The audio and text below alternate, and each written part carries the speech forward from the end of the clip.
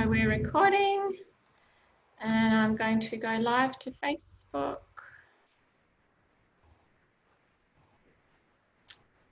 And I want to go to manage your inner calm coach next.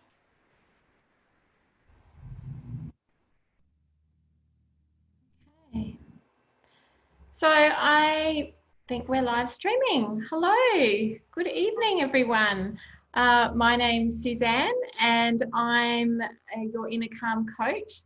And welcome to the Staying Healthy and Well at Home series, which I've been running over the past couple of weeks now in response to COVID-19, just to bring everyone some different people and modalities in to help you in ways to keep yourself feeling well and healthier at home, but also to show you that there are so many different ways to do this. And tonight, I'm really excited to talk to Radha Teal, who has an amazing business. It's Adelaide Yoga Therapy. And this is really interesting because it's not what we think. Radha's going to tell us all about yoga therapy, which I've been hearing a little bit about it. It's really fascinating and it's so much bigger than what my perception of yoga is. So I do want to hand you over to Radha, and so welcome, Radha. Hi, Suzanne. Thank you for having me. I'm a bit bit nervous, I will say. This is not hasn't been my cup of tea, and but I'm really really excited to be able to present a little bit about yoga therapy. Yeah, and really, it's just like having a chat between friends. and I'm just going to ask you some questions because I'm really I don't know a lot about yoga therapy, so I'm really looking forward to you just letting it all unfold. Oh, maybe I'll just talk a little bit about my history to start with. Sure. So I started my working career as a nurse. So I nursed for quite a long time, and spent 16 years after our last child was born. I spent 16 years working in aged care in the country. And it fueled me on to trying to find things that would engage the dementia clients or the patients that I worked with. So I started out to study aromatherapy, which then took me on to naturopathy and many other sort of modalities of body work. I was always looking for the reason why we end up with so many health conditions by the time we get older. And I saw a lot, especially in the country, and I think it's very much the way, we have developed over the years, of people handing over their health and well-being to someone else to make them better. Mm. So my quest really has been about empowering people to believe that they can actually be the catalyst for change in their health and well-being themselves without actually handing it over. I went on to study yoga therapy after I actually went to a yoga class when I was studying in the city. So I'd come down, stay with my daughter who was married overnight, study the modalities, the parts of naturopathy that I could. And I had an overnight stay, and I found a girl who is back in Adelaide now teaching again, and she had a yoga class that she ran over Supre in the mall, and it was such an interesting place, I thought, to have a yoga studio. But she inspired something in me, and I'm forever grateful for her, because it just allowed me to realize there was so much I was holding in my body that I wasn't aware of. And the first time I realized that was I was walking down the street with my shoulders up around my ears, and suddenly realized that's how I walked, full of tension with my shoulders up around my ears. And that was the first realization for me that yoga had something more to offer. I took on studying yoga, and I've been probably studying yoga for probably, I don't know, I can't remember, 12, 15 years now. But yoga therapy has taken, for me, it another step further. Yoga therapy was 4 years postgraduate study, and I was really lucky to study with a teacher in a student-teacher relationship. So that was myself and my teacher in Melbourne. And it's a unique way to learn and to study. And it totally changed the way I even perceived yoga itself. Yeah. Go. I was just going to say, because I was chatting to you earlier, what my perception of yoga was. And I'll let people know, because I didn't really know. I obviously I was aware of yoga, but I didn't even know that the positions were called asanas, and I'm probably not even pronouncing that right. And all I knew was that there was up, down, up dog, down dog. That was my total perception of what yoga was. And I'm, you know, as we move through further, you'll let us know so much more about it. But I think there are so many people out there that just have this perception of people doing up, down, up. Well, I can't even say it, but those things. Up dog, down dog. Yeah. Up facing dog, down facing dog. Yeah, but there's so much more. Yeah, it's really become evident to me in this time of COVID-19, because yoga is put into a branch of exercise and group, more in that aspect of group exercise as well. So for me, when I look at yoga therapy, I look at yoga as it was taught by the ancients in that one-on-one student-teacher relationship. If I do run small classes, they're very small, 2-3 people at a time in a group. And that is because it's individualised. It's aimed to the needs of a student, not a group. All yoga has its benefits, but every one of us are individuals. Yes. And that is such an important factor for me. And I've found it extremely challenging to put myself and to go online for those reasons. But trying to get people to understand in higher places of what I have to offer, and what yoga as it is perceived in the greater community, the wider community, they're really different.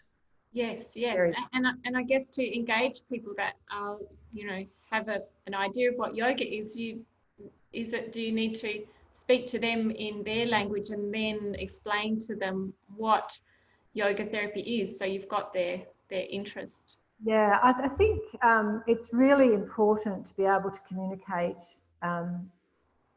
with others in a way that they begin to understand.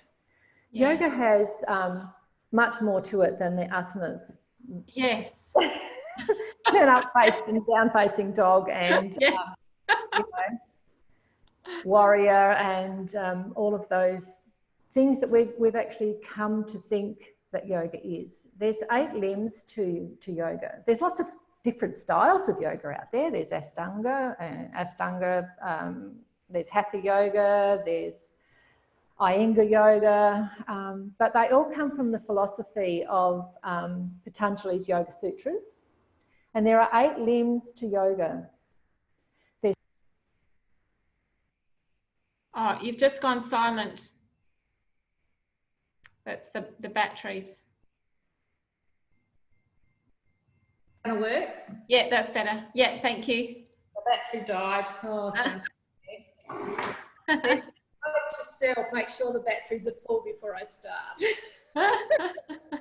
There's 8 limbs to Patanjali's Yoga Sutra, in Patanjali's Yoga Sutras. So we have the yamas and niyamas, the right way of living within yourself, or right way of living within community and within yourself. Then we have what they call asana, which is the postures, which is about the body. We have pranayama, which is about the breath. Mm-hmm. Then we have pratyahara, which is about withdrawing of the senses. So that's where you start to move into meditation. Dharana, which is a single point of concentration. Dhyana, which is then meditation. And then samadhi, which is absorption or total concentration, total connection with your point of meditation. So there's all of these steps, and it's when people talk about yoga, they talk about yoga and meditation. Meditation is the goal of yoga. It isn't separate from yoga. It is actually the goal of yoga. The goal of yoga, the first sutra talks about attention, being ready to actually start the process of yoga. It says what yoga is for. The second sutra tells us that it's actually to still the vrittis of the mind, which is to actually allow the mind to become still. So we have to first pay attention and be ready to find a teacher.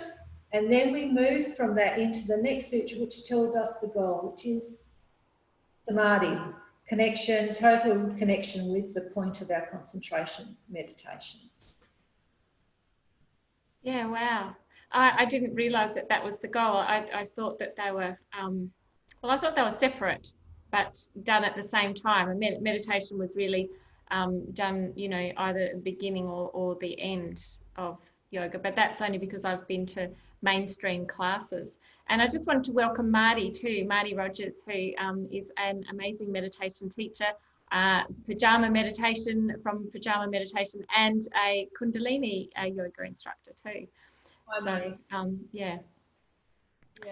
So that's the two. So there, you've gone through the 4 parts of that, or the 8 limbs. There are 8 limbs. Yeah. And just to and then was just about the first sutra, which was about to be at attention and to let yoga begin. And then the goal, which is to still the fluctuations of our mind. So we become clearer. Yes. Clarity. Yeah. Yeah, wow. And so how does yoga therapy fit in with the 8 limbs of yoga? How do you bring that together? Or if I was to come to you and say, I don't want to say I want therapy, but I want to come and see you, and I want you to help me with yoga therapy. What would you do? Well, first of all, it would be, what is it that you need help with?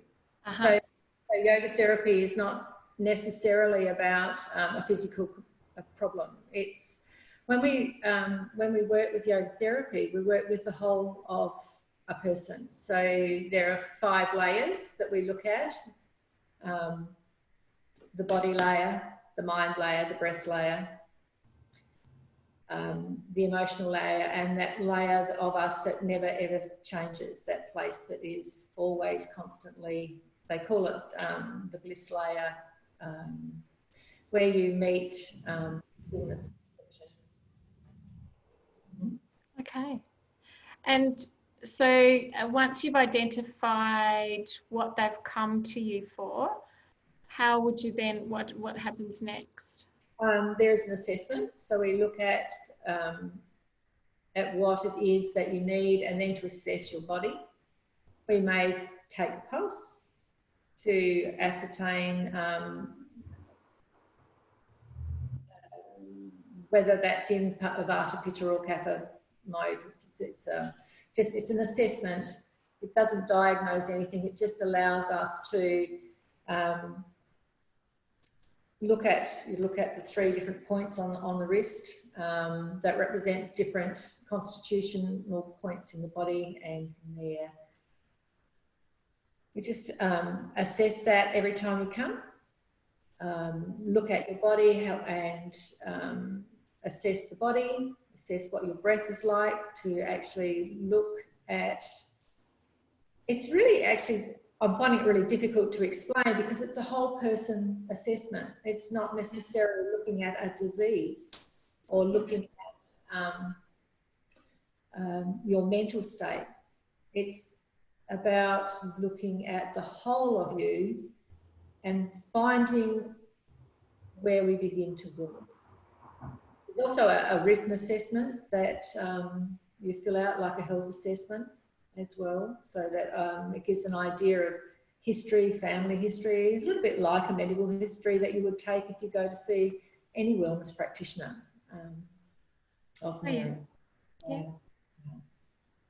And what would if I came to see you, what kind of outcome, how would I feel afterwards? What is the aim of yoga therapy? To work on my issue, obviously, but how would I be feeling afterwards? In a consultation, we work together to design a practice. The practice is designed to empower you to become your own catalyst for change. Yeah, wow. Changes unless you do the practice. You know, I find people can refer other people to you, but unless they want to actually make the change, they have to come. I think that's for me.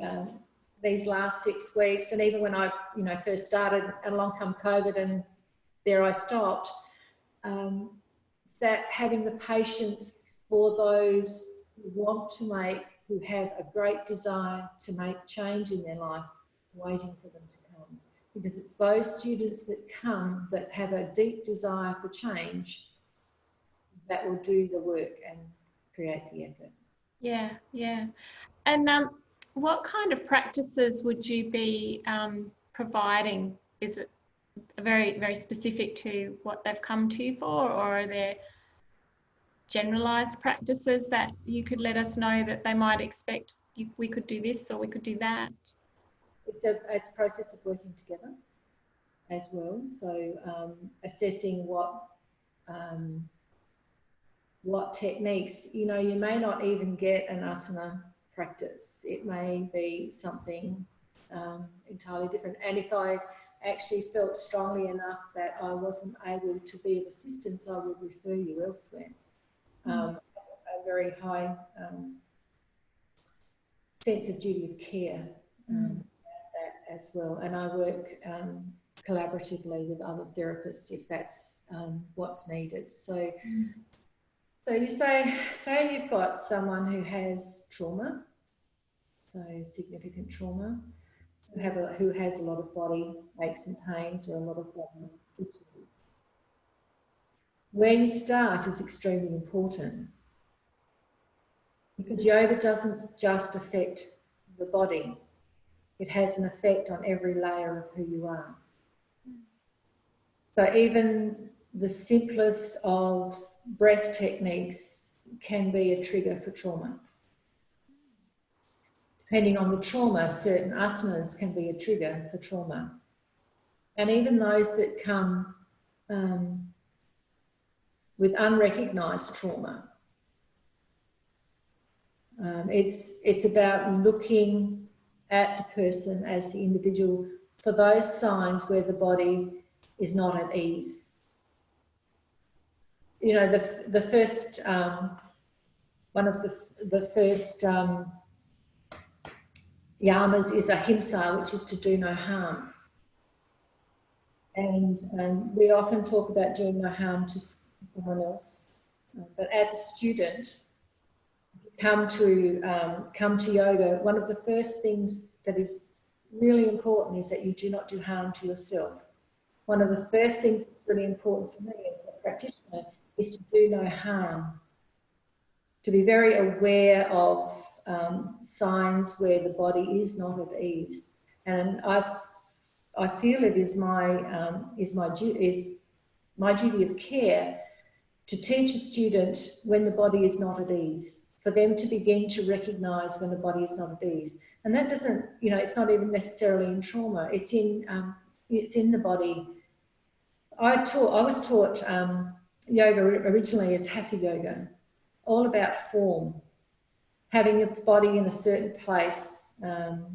We were taught between two plates of glass. So in Trikonasana, which is triangle pose, then it was The body was very much in alignment.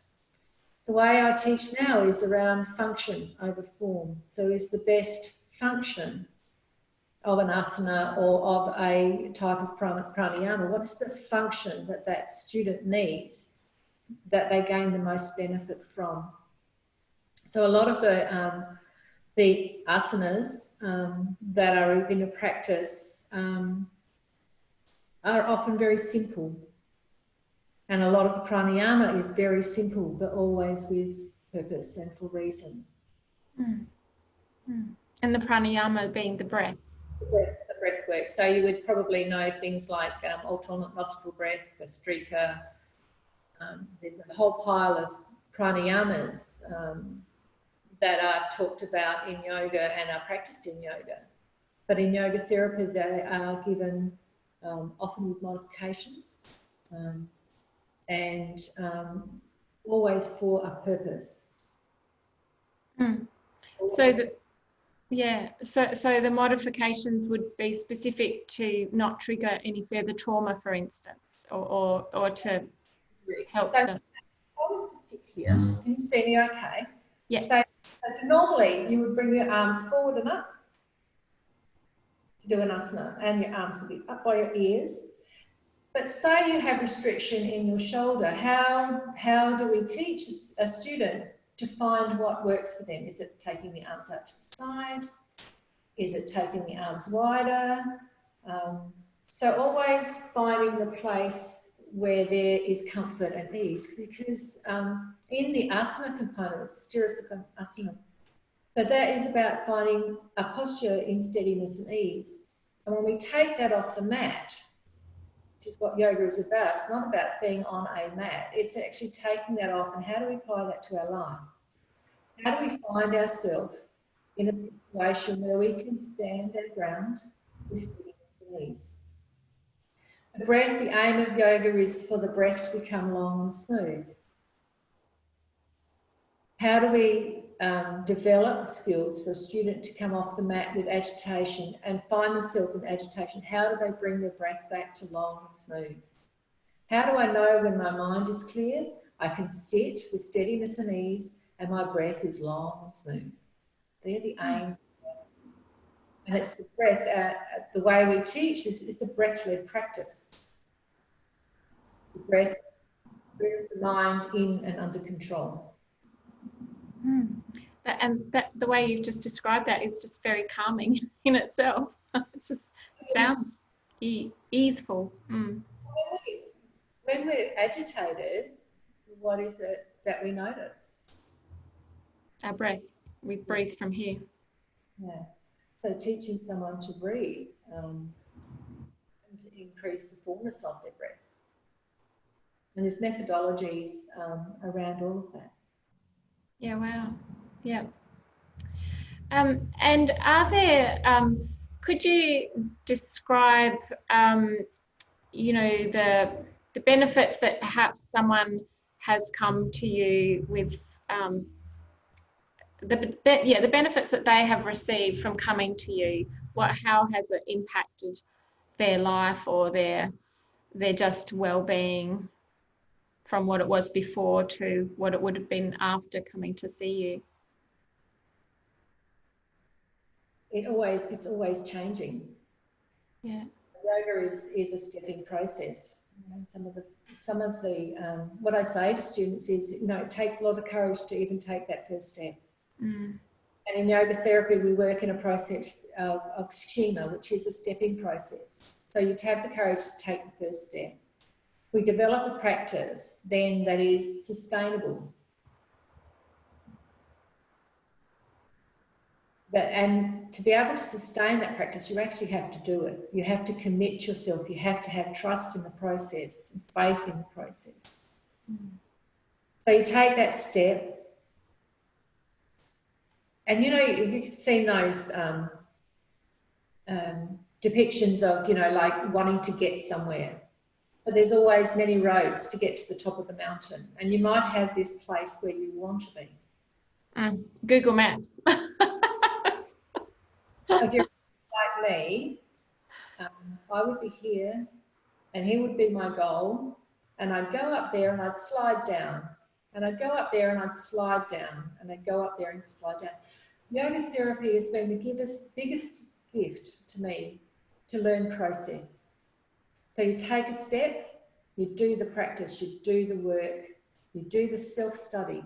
You know, it's a very important part of yoga, and as you go along, you learn to look at what we do, why I've done it, what motivates me to do it, and then to be able to replace that with something more solid, more grounded.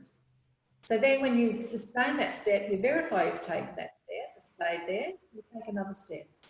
Sometimes that step will lead you off in different directions, but you're still stepping.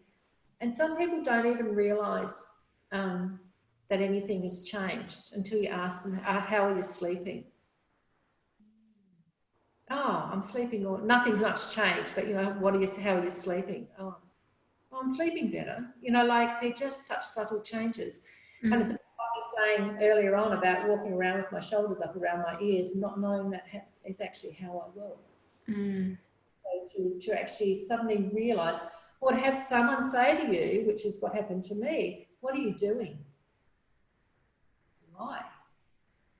You're different. And the only thing that was different was I was practicing yoga. And that was a once a week class above Supray in Wonderwall. Yeah, and we noticed that as meditation teachers too, that people will notice a subtle change, very subtle, but more often other people notice the change in them, and it really needs to be brought to the person's attention that they have changed, because they come along, you know, with the change. They're sleeping better. They'll notice those subtle things, but it's the people around them that will notice the biggest changes, because of course we're growing with the change, but then people see that. And sometimes with trauma, the time between overwhelm gets long, gets wider, you know, like, so they may become overwhelmed on a very regular basis, quite often at the slightest thing, but that overwhelm gets further and further apart. Is to learn how to self-regulate, how to be like in the body. Yeah, right. Hard work in trauma for them. Yeah. Sometimes you're just a listener. Yes. Well, listening is very healing in itself, isn't it? Holding space for someone to actually tell their story is very healing. Yeah. What I do know is I'm not a therapist, I'm not a psychotherapist, but I'm a yoga therapist. And it's very difficult to pull apart a body part and not take into consideration the mind and the breath. And just breathe. We look at in yoga, we look at the seeds of 7 generations. Now, modern therapies of the mind are looking at this, genograms, which is now, you know, generational history. But in yoga, there's been the concept of the seeds of 7 generations for a very long time. It has a lot of other, you know, traditional medicines. Yeah, wow. And the how long does someone come to you for? Is it over a period of time, or is it when it ends, or is it, you know, what kind of time frame would people come to you for? Well, I have my teacher and mentor, and she has been my teacher and mentor for 11 years, I think. So that's the relationship I have with her, and it's a very strong relationship. With yoga therapy, initially there's a consultation in the initial process, a consultation, which is 3 within the space of 4 weeks, where we begin to build a relationship and a foundation to work with. And from the very first visit, you take home a practice to do, and we actually work with that practice over those 3 visits within the 4 weeks. From then, it's a process of coming back, go away and work with that practice for 3 weeks, 4 weeks, or on an as needs basis. Sometimes it's more, sometimes it's closer together. And that practice progresses and changes when the circumstances of the student change. So it's an ongoing process. So like I was talking about that stepping process, that it's an ongoing process, but it goes, and the aim is I had a very dear friend once who said to me, we work towards our own redundancy, and this was like 30 years ago. And that's the aim of a good therapist, is for a student to be able to believe that they can do this for themselves, that they have the capacity to be their own healer, to understand their body well, and to actually work what they know, because along the way you get a different practice all the time. And I'm not sure I've got a folder of my practices, but there's things that you remember that work well. So you can fall back onto those. But you know, the ideal is to progress. It's to take a student from suffering to less suffering, from pain to less pain. That's the aim of yoga therapy. Very much a process, and the student-teacher relationship is actually fundamental to that process. To be able to build trust and faith in that process. Yeah. And this is, it's not just words. Like everything that I'm talking about is founded in the sutras. Everything. This was 4 years of postgrad study. So everything that I talk about, the trust, the faith, the stepping process, comes out of the fundamental texts of yoga. Yeah, wow. And it's what I love about it. It's not just pulled or plucked out of anywhere. It's not a little bit of this or a little bit of that. It's actually the full foundation of the texts are around yoga. And I love the fact that you're looking at it from empowering the person to help to heal themselves, and I suppose to some extent you being the guide to show them and give them an awareness of things that they can do, because so many people are unaware that, you know, that they can make changes within themselves, and they can just be very simple changes, but it requires, you know, guidance and expertise and love and support, and you know, being their cheerleader and doing, you know, holding them and holding space and figuratively speech, but you know, giving them the confidence that they can actually be part of their own healing process without having to go to someone to be fixed, so to speak. Yeah, and that's, you know, to be able to hold with an open hand. I used to use this analogy with our girls. Like, I don't say I did it all the time, but, you know, that was the aim, to be able to hold with an open hand, to be able to come and to go, but to have belief. TKV Desikachar, that was his saying, that to take someone to the place where they believe that they can do this for themselves. As a practitioner, his other words were, as a teacher of yoga, I can care. And that's all we can do, because I can't heal anybody. I can present tools through the guidance that I've had, and some of that's probably influenced by my own experience and my own self. But I cannot do the work. No. The work has to be done by the student. I can encourage, I can sit back, and I'll watch my own teachers sit back and watch me and wait for me to pick myself up and to move myself forward. She's pushed me forward. She's held me. You know, this is the student-teacher relationship. And if I can give half of that to any of my students, I'll be very pleased, you know. Yeah. To be able to come to the place in my own life where I could see the change that needed to happen. I could see the place where there was no one else involved in my own healing but me. And, you know, that's the starting place.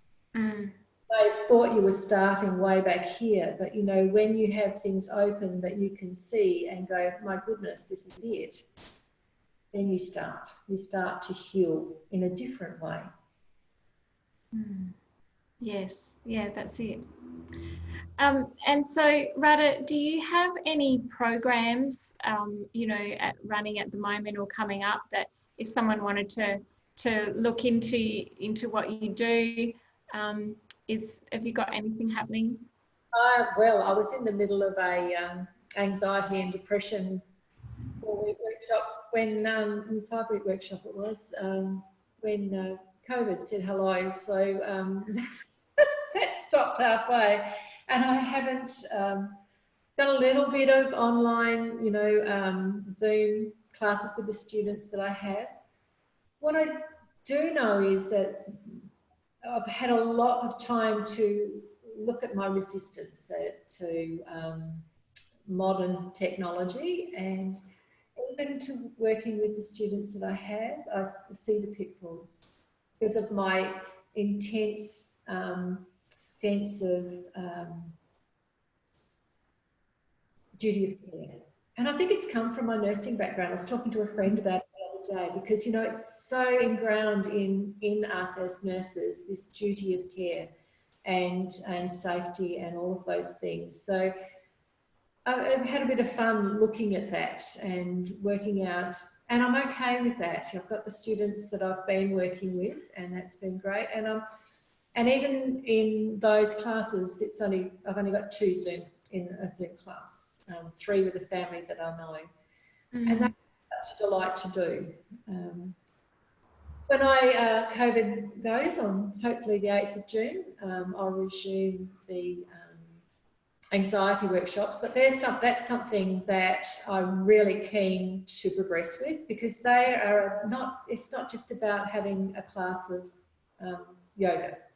It's actually about education around how yoga works, why it works, where it comes from within the texts of yoga, a little bit about the research that's out there around polyvagal theory and how that fits in with yoga and breath work, around Bessel van der Kolk's work as well.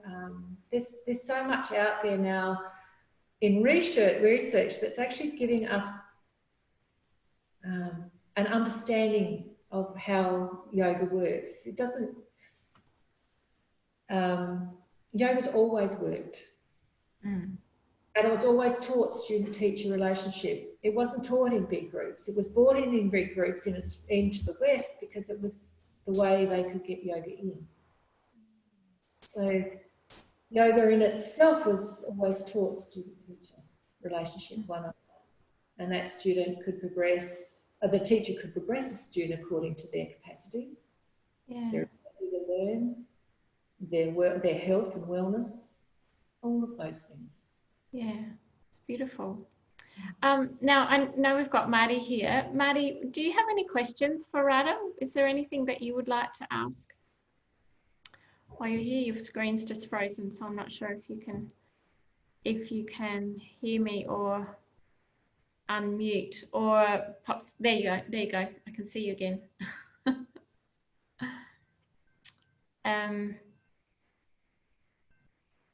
Marty, is there anything? Do you have any questions for Radha?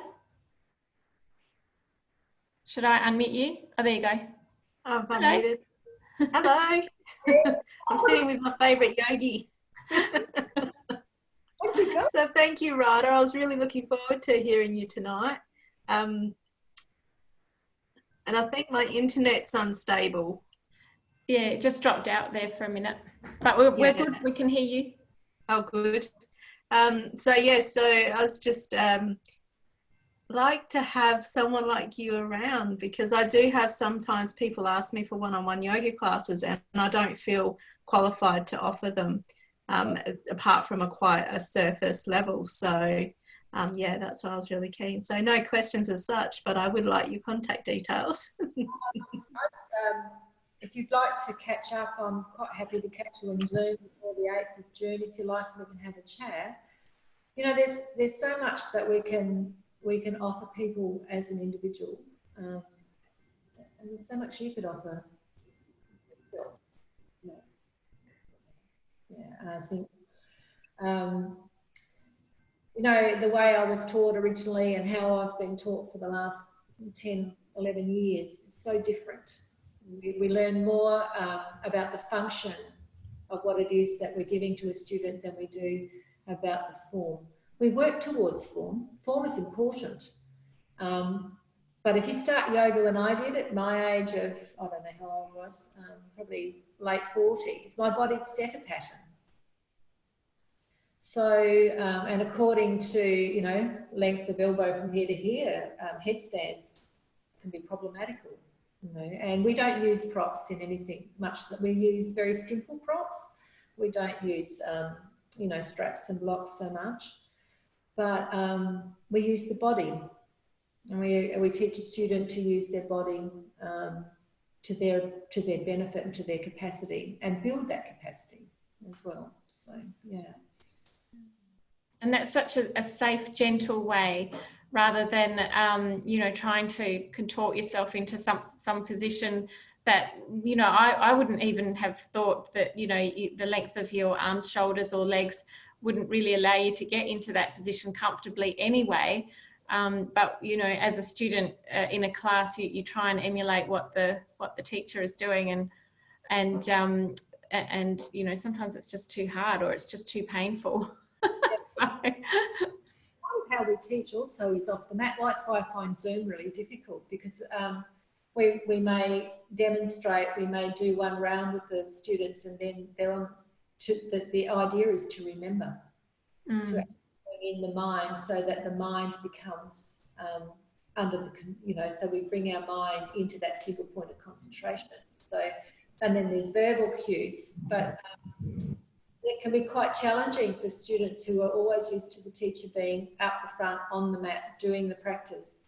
My biggest thing is I can't see them when we do that. I have this desire to watch my students and to see, is there some way that I can offer that brings more ease to the asana that they're trying to do, or to the breath work that they're trying to compete with the other.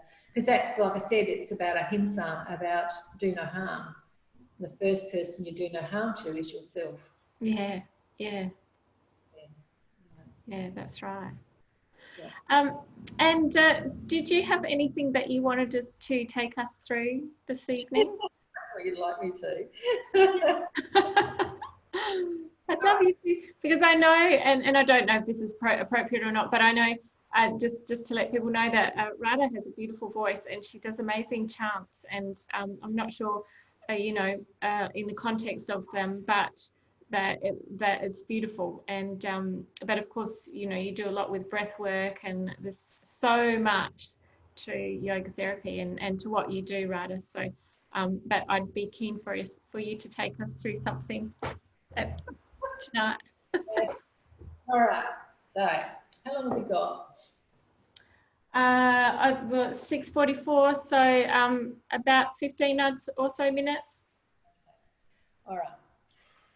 So, usually before we do some breath work, we would just make sure your feet are comfortably on the ground.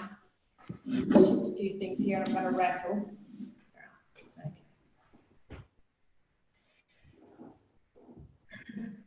Take your arms, place them down beside your body. And then as you inhale, just gently inhale and take your arms up to a comfortable place for you. Don't hit the mantelpiece. That's right, it's way over there. Yeah. And then exhale, bring them back down.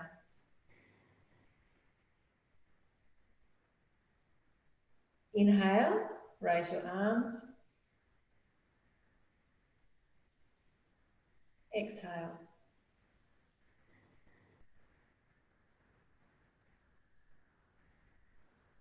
So we're going to inhale, raise your arms. And on the exhale, come halfway down and pause. On the exhale. And then exhale all the way down. So you're breaking your exhale in half. Yeah. Inhale.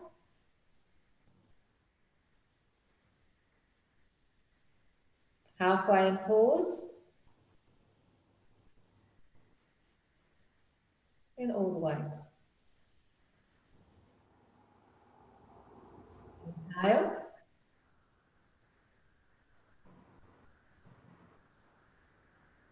Come a third of the way and pause, if it's comfortable. Third of the way and pause. And all the way down. So you have 2 kramas. One more time, inhale.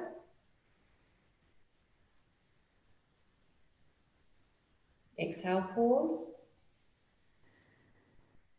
Exhale, pause. Exhale, pause. That's one hand on your chest and one on your belly. Close your eyes and feel your breath.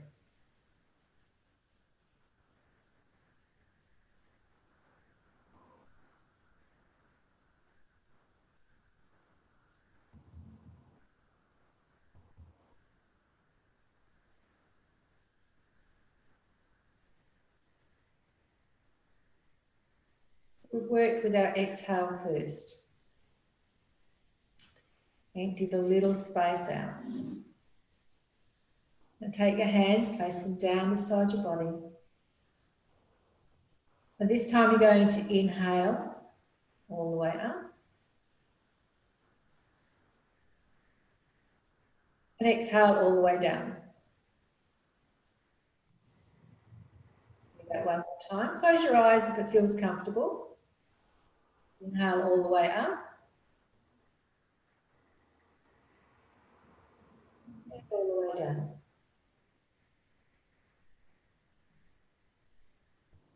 Now the krama that you used on the exhale, you're going to use it on the inhale, and the exhale will be free all the way down.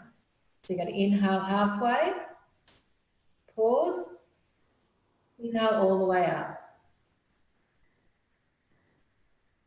And exhale all the way down. And do that one more time. Inhale, pause. All the way up. And exhale down. Now, if it's comfortable, bring in the 2 kramas. So you're going to inhale, pause. Inhale, pause. And inhale all the way up.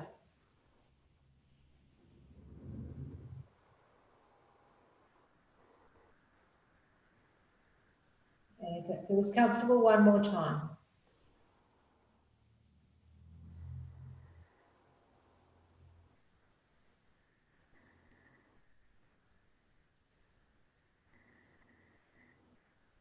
Exhale.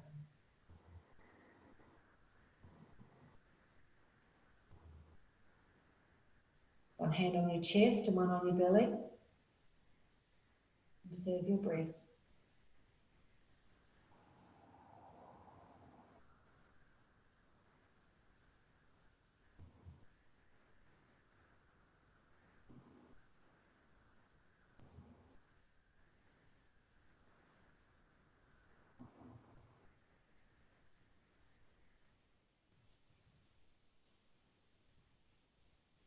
Rest your hands in your lap. Palms are open.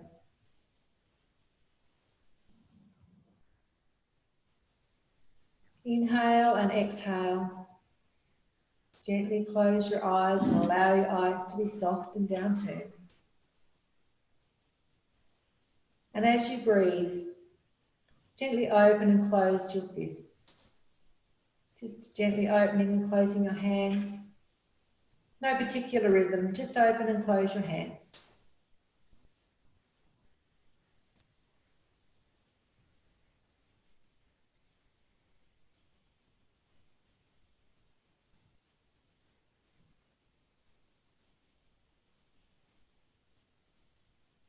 If your mind wanders, bring them back to the breath, bring them back to the movement.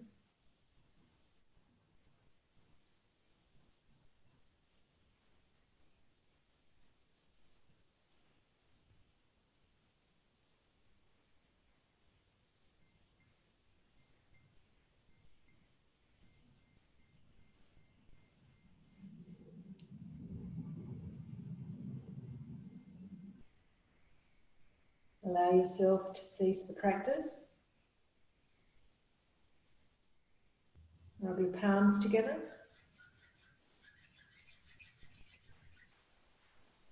And bring them to rest over your eyes.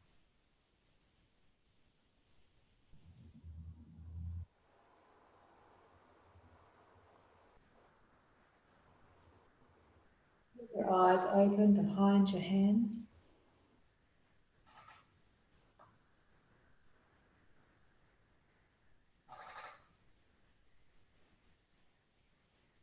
And then let your arms come down. Rest your hands in your lap.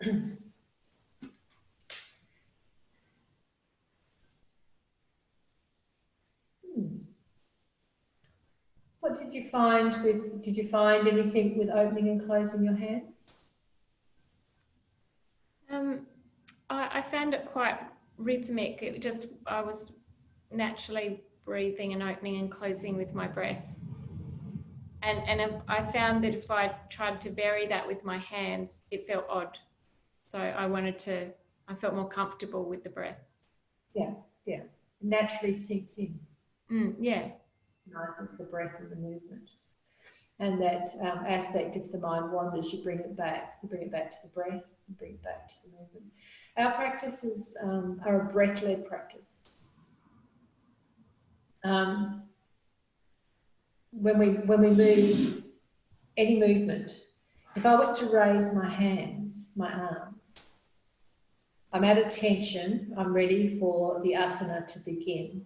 My breath comes and then movement follows.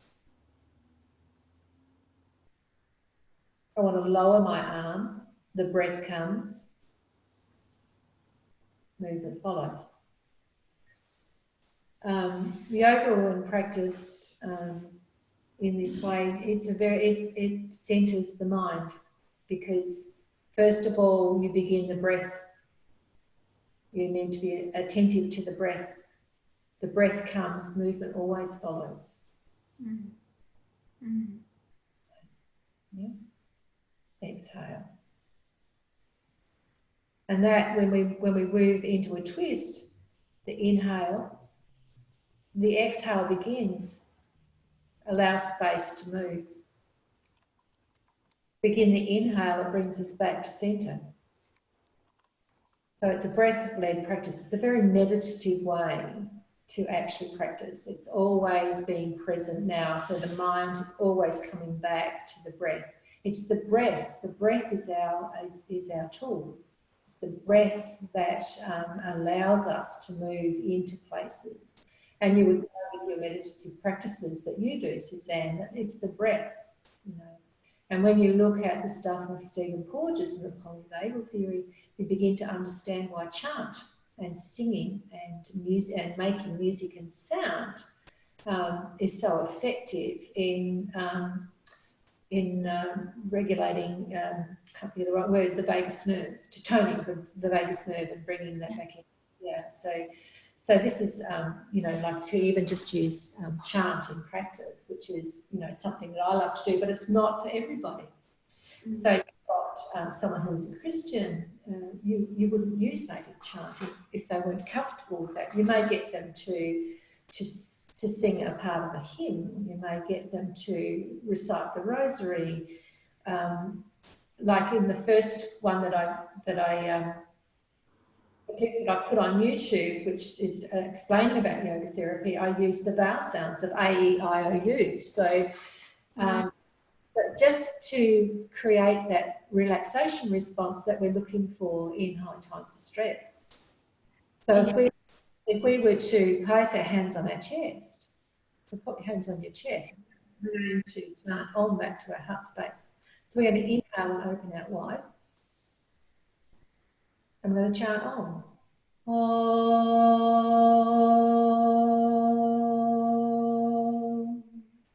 And as we inhale, take the hands a little higher and look up. And chant back to the heart space. Om.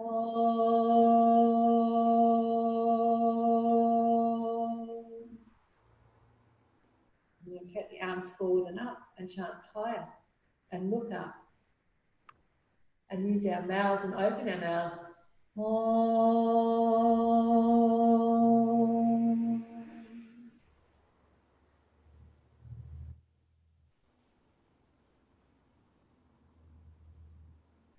Wow, that's beautiful. Marty said she loves chanting. Unfortunately the internet must have come out, but oh, that's so powerful. That bringing it into your heart space is just really amazing. And depending on students, the words you use are really important, because that for some students is not, it's not going to be appropriate. So this is the tailoring of classes to a student. That for me is the most important thing. It's just when you realise that even making sound for some students is not appropriate because of it may be for numerous reasons. If you're anything like me, you were told you could not sing. I was kicked out of the school choir when I was at school. Wow. And so I always say to everybody, don't say you can't chant, because chanting has 3 pitches. We have a Vedic chant teacher in Adelaide, Polly Holmes, who actually is a qualified Vedic chant teacher in Adelaide. She's the only one that I know of. She's trained under the same tradition as I have, but in a different field as well. So Wow. she has all the appropriate affliction. I can't think of the right word, but the pronunciation. She studied it for 2 years in Chennai. So yeah. Yeah, wow, that's amazing. Your voice was just gorgeous. I just loved it. I don't know why you would have got kicked out of a choir, because that was beautiful. Chanting only has 3 notes. It has an upper, a middle, and a lower pitch. That's it. There's no surprise. I used to always say I was at an alto tuno. That was me at school, because they put me in soprano.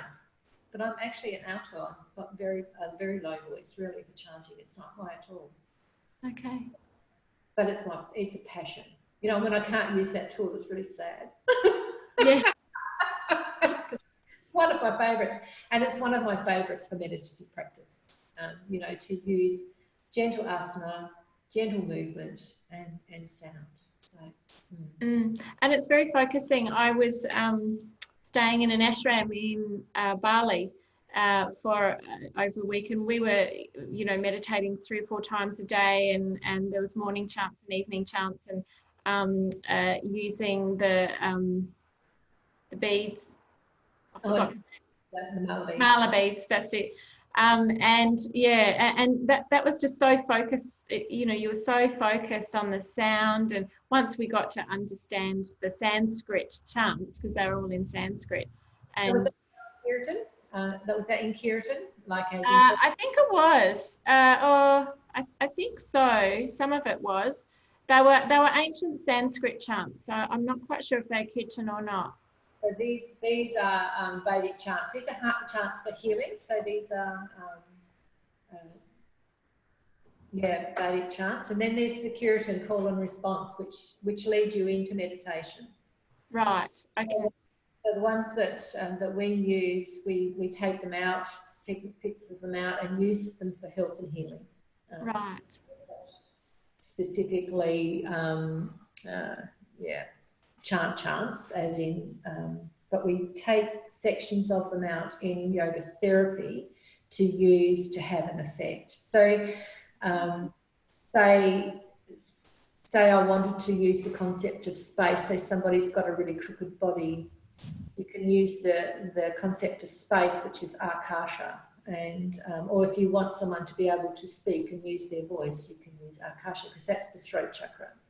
And it's just, and it's very much like akashaya namaha. So it opens the throat. It's very spacious. So there's this, the things that someone would get in a practice is for a reason. You know, there's specific reasons that everything in that practice is in a sequential order to have a desired effect. Yes, it's very tailored, and as you say, tailored and stepped for this a specific result for them. Yeah, that's amazing. I think it's amazing. But yeah, I do too. It sounds lovely. Yeah. All right, so we're just on 7. Is there anything else that you would like to let us know, or can people contact you for a bit of a chat if they want to know more? Please do. You can just contact me, and if you want to have a 30-minute Zoom or something like that, I think they're 40 minutes for free, like before they cut. I seem to get myself cut off because I can't stop talking. I'm really happy to chat with people about what yoga therapy has to offer. Okay. And if, and when I do my first round of meetings, like when I have my first introductory sessions of 3, my preference is that my tongue's got dry. My preference is to have a meet and greet. That is my policy. I meet and greet with a student to actually see if we're a good fit, to see if there is, I want my students to be able to trust the process so that they understand what the process is in depth, what their responsibilities are, what mine are. And so I have a meet and greet, and that's a complimentary meet and greet. Right. And it's around about an hour, and it's usually face-to-face because that's how I work. Yeah. So if someone is looking to make an initial consultation with me, I'll always say, please, it would be really good to meet and greet, and then we'll work out protocols from there. Yeah. Yeah. That sounds beautiful and very personalised too. So, which is obviously, the way that you work, and it's beautiful, and it has wonderful results. So thank you. Thank you, Suzette. Thank you so much for coming on. Sorry. My giggle. Thank you so much for coming on tonight, and for that beautiful piece at the end, the breath work and the chanting. It was just lovely. I just want to do this I'm going to be doing that tonight, I think. It's just so lovely. So obviously this is being recorded. It'll go onto my Facebook page. I'll put your details underneath. And we will see you again. And of course, I should let people know we work in the same place. You're just actually down the hall from me. So it would take less than a minute. In fact, I was going to offer to run some batteries down to you, but I didn't have the right size. That's all right. But thank you so much for the offer, Suzanne. No, that's all right. And to let people know that we work at an amazing space called the Good Hub, and there are actually 17 rooms here, and there are different practitioners in our rooms, and we are going to be fully operational as from the 9th of June. We have practitioners. Please jump onto our onto our website. We do have practitioners that are working from Zoom, so doing online space, and we've got an amazing array of people here, acupuncturists, massage therapists. We have a salt and hyperbaric chamber. We have naturopaths in the front. We have healers, Reiki healers. Ayurvedic, yep. Good too. So yep. Who is social media? Yes, Jess. She's a story brand teller. Yeah, we've just got so many different people here. So I'd welcome anyone to just jump onto the Facebook, the website and our Facebook page, and just have a look and see what we've got to offer. There are also a number of us who have special COVID specials. We actually have a Facebook page that has special offers. So I'll throw that link in as well. Because we'd love to see, and we've got this beautiful warm cozy fire, so when you arrive there's this beautiful fire in our community room, so it's very welcoming and warm which is nice in this because we're heading off to winter. Yeah, but once again, thank you so much, Radha. It was beautiful, and I will see you in the corridor somewhere. All right, see you, bye.